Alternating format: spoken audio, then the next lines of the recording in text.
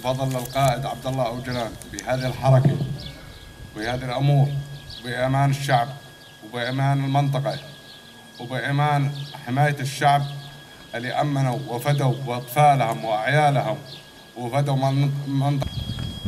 إيمانكم بأهداف حركتنا التي تناضل من أجل سوريا ديمقراطية متعددة والعيش المشترك وسيادة العدالة والأخلاق الاجتماعية في مجتمعنا، والتأكيد على حقوق جميع المكونات في المجتمع دون النظر إلى القومية أو الدين أو المذهب.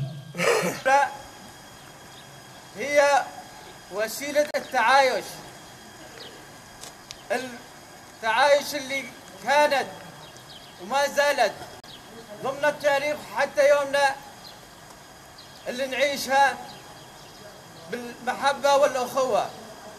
هذه الدورة هي حجر أساس.